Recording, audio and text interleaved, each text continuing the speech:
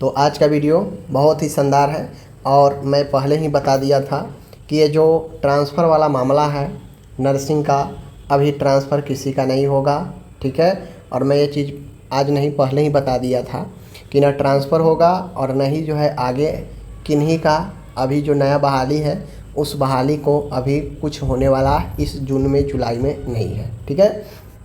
ऐसा ही कुछ हुआ है।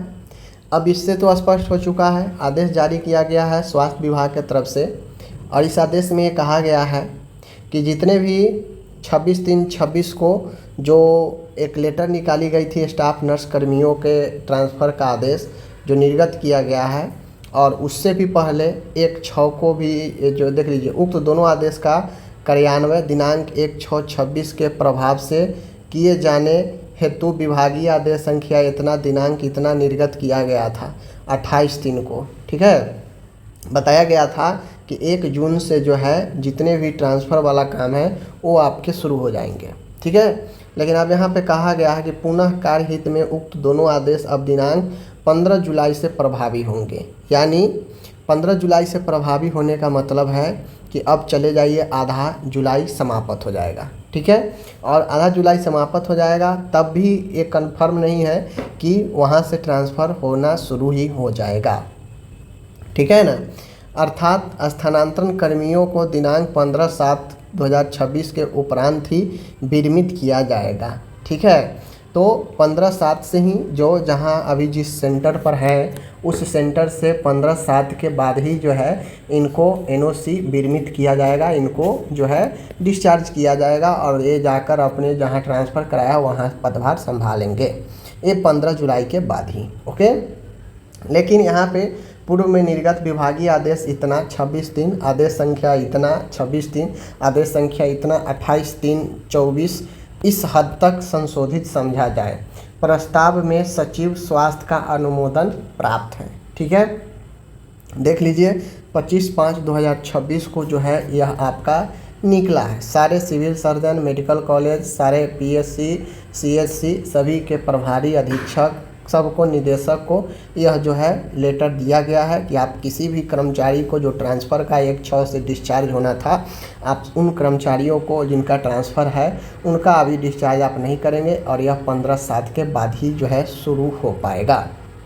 तो कुल मिला के 1/6 आने से पहले ही यहाँ पे दे दिया गया है लेटर, ठीक है।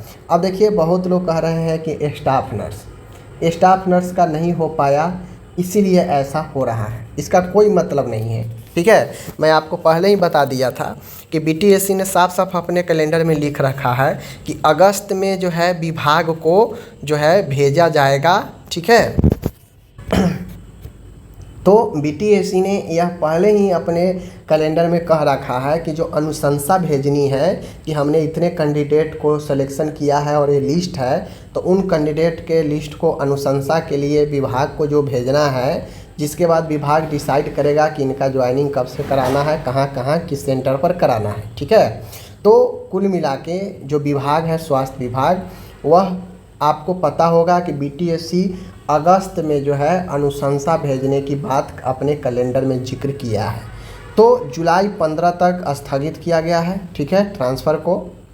उसके बाद अगस्त में अनुशंसा भेजने की बात कही गई है।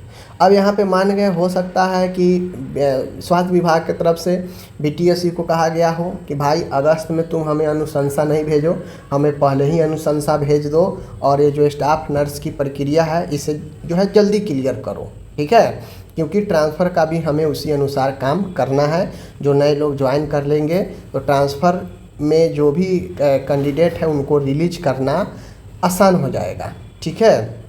तो हो सकता है जुलाई यहाँ पे दिया गया है, जुलाई 15 से मामला आगे बढ़ेगा, तो हो सकता है ये प्रक्रिया जो है आपको जुलाई 15 से पहले हो सकता है 1-2 तक आपको ज्वाइनिंग का फाइनल मेरिट लिस्ट दे दे और 15 तक समय दे दे या उससे पहले समय दे दे या 10 जुलाई तक समय दे दे कि आप ज्वाइन जो है करिए और 5 दिनों में सारा जो भी संस्थान सब है उससे रिपोर्ट मांगा जाएगा कि आपके यहाँ कितना कितना कैंडिडेट अभी तक ज्वाइन किए हैं और उसके अनुसार 15 के बाद ट्रांसफ़र को रिलीज करेंगे कैंडिडेट को। ऐसा हो सकता है क्योंकि देखिए अब यहाँ पे 15 जुलाई जो है मैं बता दूं कि यह तीसरा डेट है, ठीक है, तीसरा डेट है ट्रांसफ़र का स्थगन का, यह तीसरा डेट है। अब 15/7 के बाद फिर ऐसा मौका ना आ जाए कि स्वास्थ्य विभाग को फिर से लेटर जारी करना पड़े कि और 1-1.5 महीना हम आगे बढ़ते हैं और 1-1.5 महीना और आगे जो है हम इसको ले चलते हैं, तब तक कहीं कोई डिस्चार्ज नहीं होंगे अपने ड्यूटी से, ठीक है ना।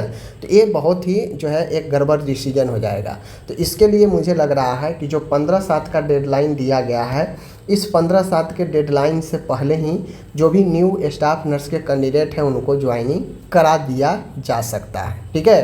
ये पूरी संभावना नहीं है क्योंकि बीटीएससी अपने कैलेंडर में लिख रखा है कि हम जो करने वाले हैं, अनुशंसा भेजने वाले हैं वो अगस्त में। तो उस अकॉर्डिंग देखा जाए तो फिर मुश्किल लग रहा है 15 जुलाई से ज्वाइनिंग का। लेकिन वही बात है, मैं पहले बताया था कि जुलाई से लेकर अगस्त तक आप लोग के ज्वाइनिंग करवाई जा सकती है। तो ऐसा ही कुछ जो है आपको देखने को मिल रहा है और फिलहाल यहाँ पे जो ट्रांसफ़र की प्रक्रिया है अभी फिर से रोक दी गई है 15 जुलाई तक। ओके, तो आप लोग जो है इसको देख लीजिए और देखकर संतोष कीजिए। और चूँकि जो लोग बोल रहे थे जून में ज्वाइनिंग करा दिया जाएगा, मैं पहले से ही बोल रहा था कि जून में ज्वाइनिंग होने वाला नहीं है। अगर बहुत ज़्यादा स्वास्थ्य विभाग एक्टिव हो गया तो हो सकता है इसे जुलाई लास्ट तक ज्वाइन करवा दिया जाए, वरना आपको जुलाई अगस्त से इधर ज्वाइनिंग का भी प्रोसेस समाप्त होने वाला नहीं है, ठीक है ना। बाकी देखते चलिए क्या कुछ होता है। मिलते हैं नेक्स्ट वीडियो के साथ। धन्यवाद।